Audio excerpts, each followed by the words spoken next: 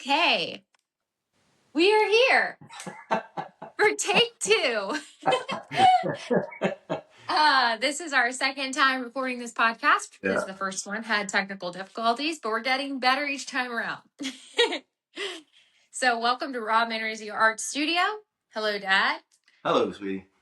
Okay, so what we want to talk about today is we want to talk about the blank canvas behind Dad and what he's going to put on it, and how he decides what he's going to paint and draw and why. So, you mean you don't like this? This is my best piece. It's called The Conundrum. And that's because sometimes a blank canvas can be an artist's worst nemesis. Like, what do I put on the canvas, And what do I do next? And well, this one is going to be a lion, actually. There's a lion. He and four brothers used to roam in Africa, and they had hundreds of acres that they were dominated. And he lived like 15 years, died of old age, scars all over his face. His right eye was missing from all his fights. Just an awesome looking face. So I'm gonna do that. I did a 2x2 of a financial advisor wanted me to do a bull for him, and so I did the charcoal bull. This is just a print of it, but on a 2x2 canvas. And so I'm going to do it in the same similar style with charcoal, and add a little bit of color to it. And but that's going to be fun. I'm going to really enjoy that piece. mm-hmm. Why charcoal for that one? Why not paint? I really like the way charcoal looks. I like black and white anyway. I know I do a lot of paintings, but I really enjoy black and white. It gives a moody feel to it, and you can do some really dark blacks, and give a really good mood to it. I'm going to put a little bit of color, pastels, color around his face and key areas, but just for effect, really just for effect and for drama. Try to get the feel of that lion on the canvas. That's going to be a challenge, but looking forward to it. Well, I love your black and white stuff. It's probably some of my favorite stuff that you do, actually. The paintings and everything, like you have a painting up on the wall behind you of Hanging Rock, and that one is beautiful. And I like that one. It's probably one of my favorite ones of your paintings because there's so much texture in the rocks and with tree and then everything. But what actually makes you decide on a piece? What is the thing that's like, okay, I've got to paint this? What's the deciding factor? Usually it's where I am. If I go someplace, this is in Hanging Rock in North Carolina. There's also Pilot Mountain around here. I love going out in nature. I love God's creation, and I love being there. I love all about it. I love how it feels, how I feel with it.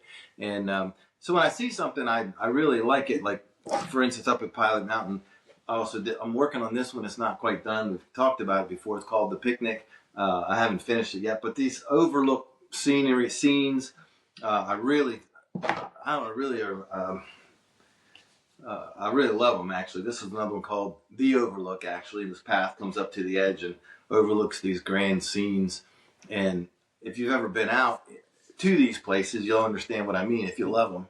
And I like that. And so when I go to a place, I can't seem to go, wherever I go, I can look at something and say, oh man, I need to paint that. We went down to St. Pete beach, and the way that the dunes were on that beach, I was able to set up a canvas on the dune and paint out over that landscape there. Mm-hmm. It was so windy that day. The wind was blowing like 30 miles an hour, and I was fighting to keep it on the easel, and I lost that battle, and it blew off and landed on my chest. And but I was able to take it home and work on it, and came up with that. But the feel of the place, that's what I tried to do, is create the feel of where that is. So if you've ever been there, you can relate to the piece, And this is one that was at the Chesapeake Bay. I was standing there at the Chesapeake Bay, looking out across the water, and it was in the evening. The sun was about ready to set, the sky was getting really uh, interesting, the colors and all that, and really still, really calm, beautiful night. And so I took that picture, and when I got it, looked at it later, I noticed there was a heron in the scene flying. I moved him, put him where I wanted to for design effect, but it's called Heron's Evening Flight. It's what they do all the time in the evenings and fly. So I took a common occurrence that you might see, and with the setting sun, and I don't know. I guess I just paint places and scenes that impact me that way. You know. Mm-hmm. Well, it's funny because growing up with you, I didn't think of it the way that you described.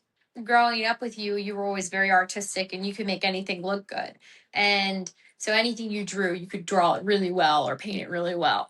And I didn't think of it from the perspective of I thought you just liked making stuff look good.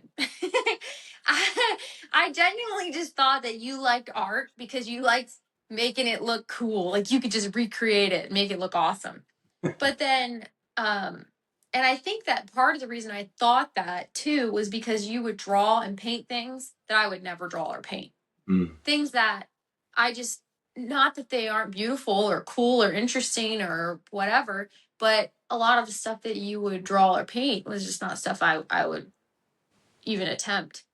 Yeah. and and What so I What is your yeah. what do you what kind of stuff would you do? What would you draw? What is Well, interesting to you? What makes a piece of well, I well, okay. So for I would maybe try hanging rock above you just because the rock looks really cool, but I wouldn't try to recreate the whole scene because I wouldn't feel like I could do it justice. And so for me, being there and being in the moment and taking it all in would mean a lot more to me than taking a picture of it or trying to draw it. A mm, lot of times that would take away from the moment for me. What I would rather do is I would rather draw things that are cool because they're gritty or I had an idea that I want to like visually recreate.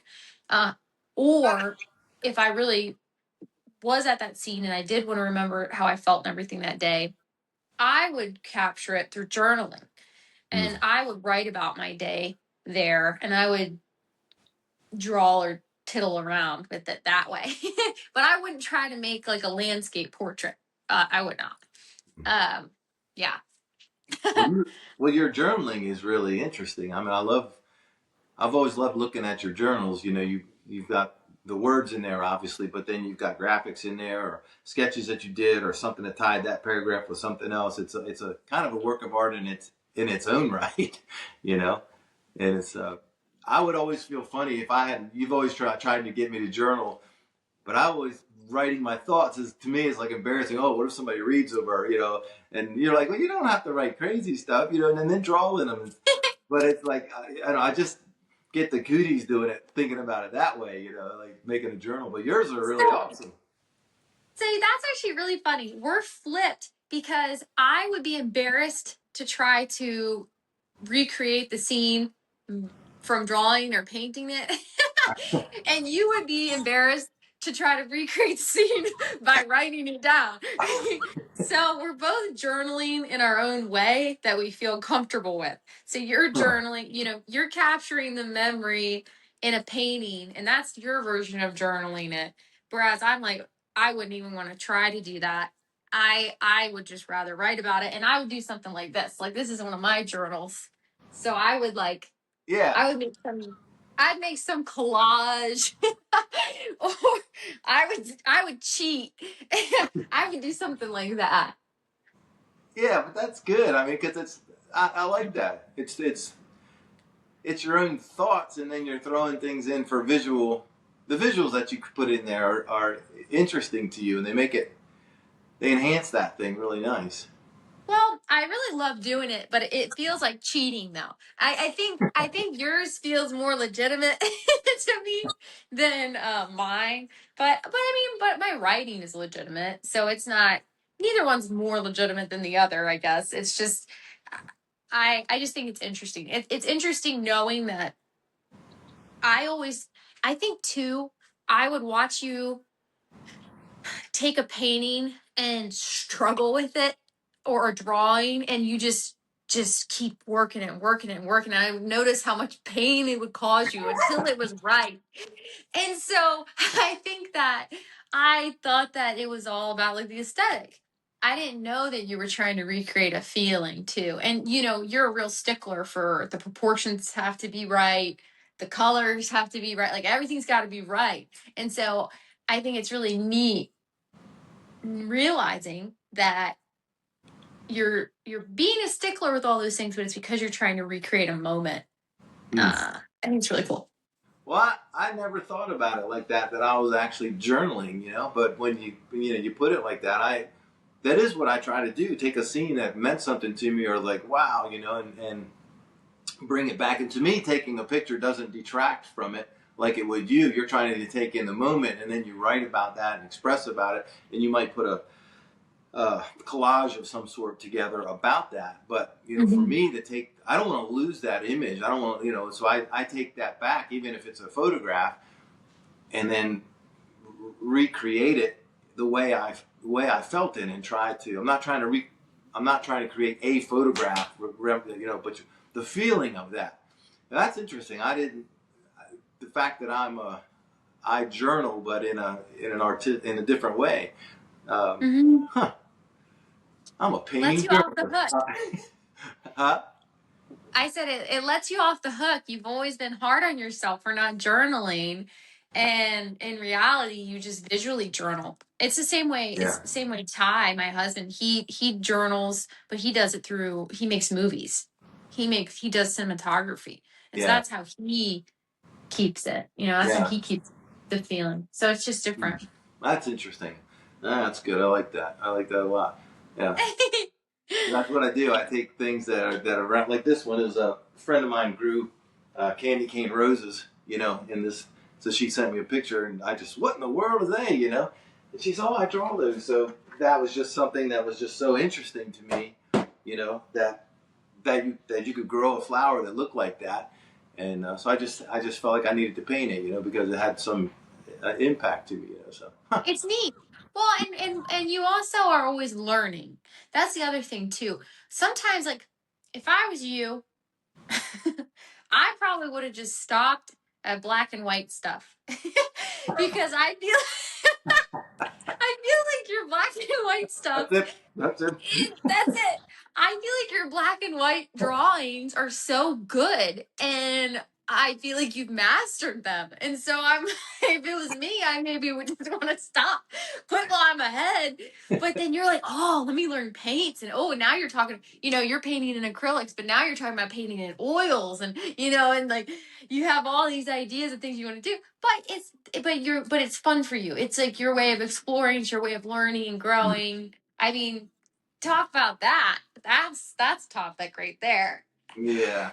Well, they say with artists, you need to develop your niche and stuff, and you know, downsides of getting, like you're saying, doing really good at black and white. Well, just do black and white and be known for black and white artists. But I've never really felt comfortable with that, and really in talking to you, it's probably because I'm looking at the world through that lens, and I'm journaling a world that I see by painting it, and that's what I feel. I didn't realize it until we talked that I feel it that way. I'm like, I gotta do something with that scene, I gotta create that. And so that's why I have a list of 100 things probably that I want to do. I'll probably never get to them for my entire life, but that's interesting. I appreciate that. That was good.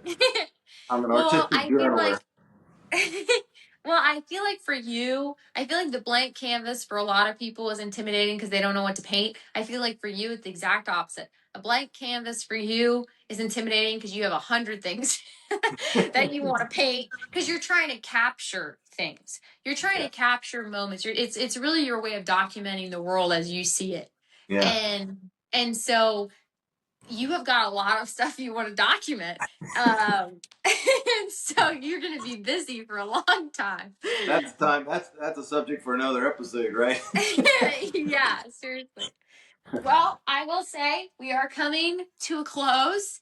We are gonna have our clapboard at the ready here. But it was really fun chatting with you about this, and I'm excited to talk more about more of your stuff, and maybe we could share notes, and I'd really like to talk on your next episode maybe about your composition and how you Okay. think about all that.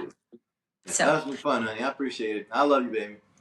I love you too. Have a good day, and there we go. We'll see you. See ya.